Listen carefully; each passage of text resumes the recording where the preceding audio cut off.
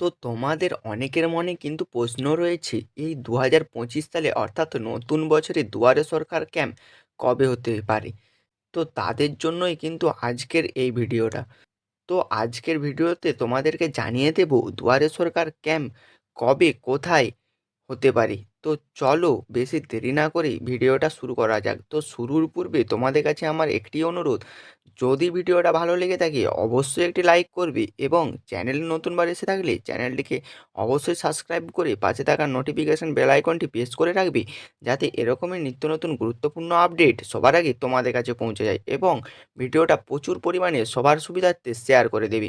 তো চলো তোমরা এই ভিডিওর মাধ্যমে দেখে নাও যে তোমাদের এলাকায় কবে নাগাদ দুয়ারে সরকার ক্যাম্প শুরু হতে পারে। তো চলো দেখিয়ে দিচ্ছি। তো প্রথমেই দেখতে পাচ্ছ এখানে কি বলা রয়েছে, দুয়ারে সরকার ক্যাম্প 2025। তো দেখতে পাচ্ছ কি বলা রয়েছে, নতুন বছরে শুরু হচ্ছে দুয়ারে সরকার। জেনে নিন আপনার এলাকার ক্যাম্পের তারিখ। অর্থাৎ এই ভিডিওর মাধ্যমেই তোমরা জেনে নাও তোমাদের এলাকায় কবে দুয়ারে সরকার ক্যাম্প হতে পারে। তো কি বলা হয়েছে দেখো, 2026 সালে বিধানসভা নির্বাচনকে সামনে রেখে পশ্চিমবঙ্গ সরকার কোনো সময় নষ্ট করতে চায় না। রাজ্যের প্রতিটি নাগরিকের কাছে সরকারি পরিষেবা পৌঁছে দিতে 2020 সালে মুখ্যমন্ত্রী মমতা বন্দ্যোপাধ্যায়ের উদ্যোগে শুরু হয়েছিল দুয়ারে সরকার কর্মসূচি। তো এই কর্মসূচি জনগণের কাছে সরাসরি সরকারি সুবিধা পৌঁছে দেওয়ার জন্য একটি গুরুত্বপূর্ণ পদক্ষেপ। প্রতি বছর গ্রাম পঞ্চায়েত এবং পৌরসভার বিভিন্ন ওয়ার্ডে ক্যাম্পের মাধ্যমে এই পরিষেবা দেওয়া হয়। তো তোমরা কিন্তু বুঝতেই পারলে। তারপরে দেখো কবে নাগাদ প্রতিটি এলাকায় দুয়ারে সরকার ক্যাম্প শুরু হতে পারে। তো দেখতে পাচ্ছ এখানে জানুয়ারি মাসেই ফের দুয়ারে সরকার কর্মসূচি, অর্থাৎ জানুয়ারি মাসেই কিন্তু হতে পারে দুয়ারে সরকার ক্যাম্প। তো দেখো কি বলা হচ্ছে, মুখ্যমন্ত্রী মমতা বন্দ্যোপাধ্যায় সম্প্রতি সন্দেশখালির একটি সরকারি পরিষেবা প্রদান কর্মসূচিতে ঘোষণা করেছেন যে জানুয়ারি মাসের শেষ সপ্তাহ এবং ফেব্রুয়ারির প্রথম সপ্তাহ জুড়ে ফের দুয়ারে সরকার চালু করা হবে। এই সিদ্ধান্তের মাধ্যমে রাজ্যের প্রত্যন্ত অঞ্চলে আরও বেশি সংখ্যক মানুষকে সরকারি সুবিধার আওতায় আনা হবে।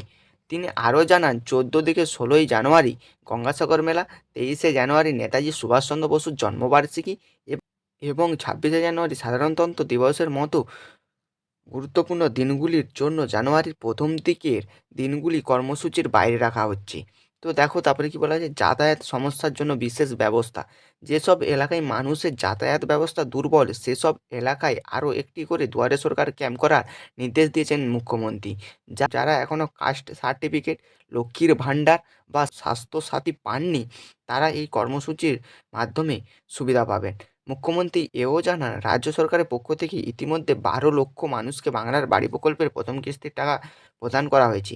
আগামী 1.5 বছরের মধ্যেও আরও 16 লক্ষ মানুষ এই প্রকল্পের সুবিধা পাবেন। অর্থাৎ ইতিমধ্যে 12 লক্ষ মানুষকে বাংলার বাড়ির টাকা কিন্তু প্রথম কিস্তির টাকা কিন্তু দেওয়া হয়ে গেছে এবং 1.5 বছরের মধ্যে আরও 16 লক্ষ মানুষ কিন্তু এই বাংলার বাড়ি অর্থাৎ আবাস যোজনার সুবিধা পাবেন। তো এবার তোমাদেরকে জানিয়ে দেবো কিভাবে জানবেন আপনার এলাকার কবে ক্যাম্প হবে।